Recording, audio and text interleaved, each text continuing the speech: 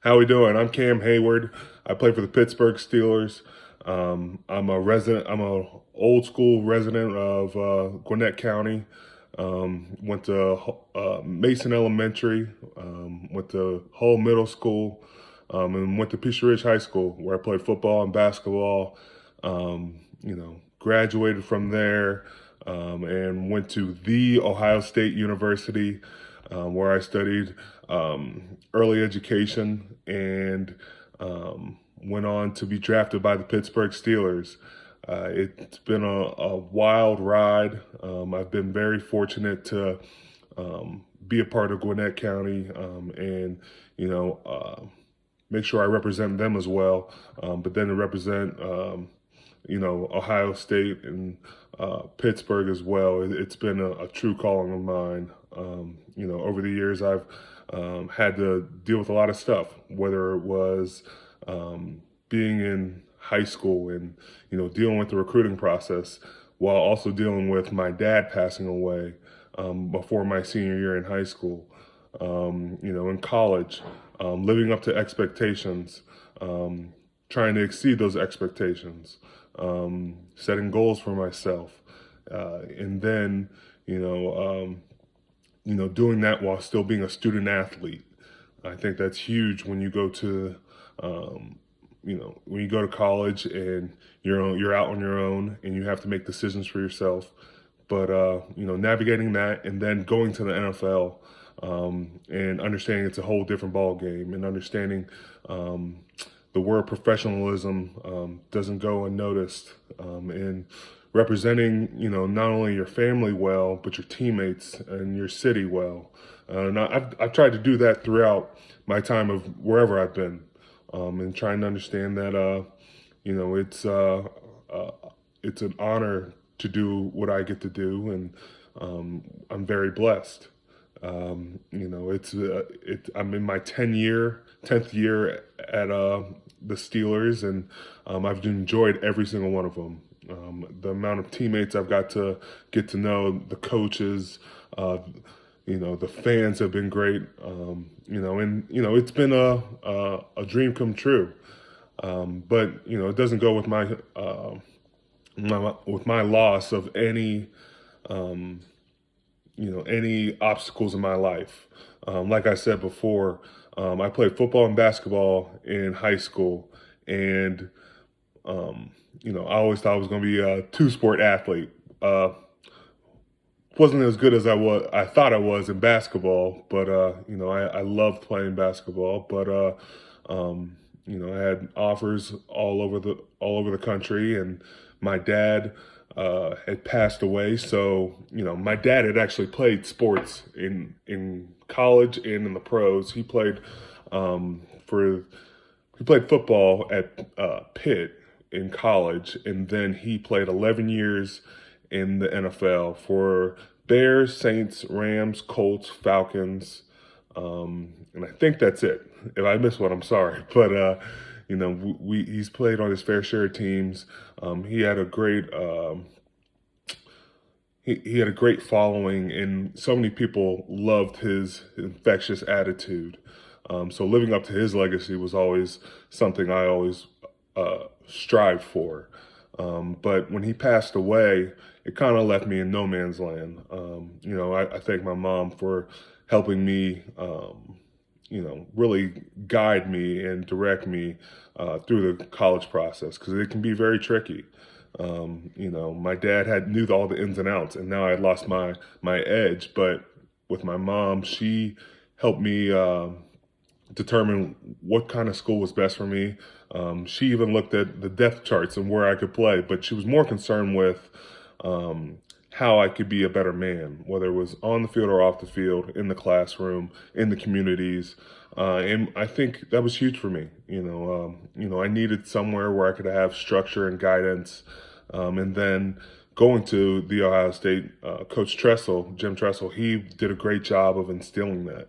He wanted you to be a great player, but he also wanted you to be focused on other things, whether it was being in the community and, visiting Children's Hospital, or, having good schoolwork, or being a good man spiritually. One thing I always took from Coach Tress was we would have quiet time every day for 15 minutes. And we would just go through the list of um, who are heroes, what we strive for in this day, what are some quotes that stand out to you for the day that really, reminisce with you. And it just helped prepare you for the day. And you also had long-term goals that you went over. But, I was always very fortunate to have those type of people in my life that guided me along the way. Coach Tress got me ready to be in the NFL. He taught me how to be a man, and I think that was huge for me. Not only a man, but a family man and a man of my community. And, I'm very fortunate for that. I think as I got to the league, I got to just see so many different guys and how they went about their business, whether it was Troy Polamalu or Brett Kiesel, Aaron Smith, Casey Hampton. These guys had their own foundations, their own ways to give back, and I just got to just observe early on, and it was beneficial for me because years later I got to start my own foundation called the Heyward House that works with at youth risk, and it's something near and dear to my heart. The Heyward House also works with the Brain Cancer Tumor Association, sorry about that, the Southeastern Brain Tumor Association. We've worked with them for multiple years, but I work with them because my dad had cancer, a brain tumor exactly, and they've always been great to work with. But Heyward House has been awesome. We've really got to help a lot of people in our communities, whether it's in Pittsburgh or Atlanta. And it's one thing I think anybody can do is give back to their community. I think giving back to your community can not only help you, but help to strive for our young people today. As I look around and I see so many kids going through pandemic right now and trying to balance home life and what they want to accomplish in the future, you're in unprecedented times. And I think you have to be ready to weather the storm. We're not always going to be in a pandemic, and we're going to have to find ways to be ready to come out of the pandemic. I think for me personally, over the years, I've got to, always work on my craft year in and year out and understand where I fall short and where can I improve. And I think this pandemic has helped me, do that individually and understand that I can't always have a coach to rely on, but now I have to be my own coach. And, I have to, break myself down, find where I fall short and say, when I come out of this pandemic, I want to be better than that. And I want to strive for more because of that. I think this has given us discipline and time to really focus on those things, as well as being a good family person. I think family goes a long way. I have 3 kids and a beautiful wife, 1 boy and 2 girls, and I'm already outnumbered. And I feel bad for anyone who has just straight daughters, because it's something I'm scared about in the future. But I'm very blessed to have my family along with this. But for anybody going through, the college process or dealing with death of a loved one, or, just the adversity that's gone on throughout this year, I just ask that you take time to reflect on where we can improve as people and how you can improve in your community. Because when we do get out of this pandemic, and I think we will, there's going to be a time where you get to address that. There's going to be a time to say, hey, I'm ready for the moment now. Hey, I'm ready to succeed at this. Even throughout my times where I got hurt, and I think it was my 7th year.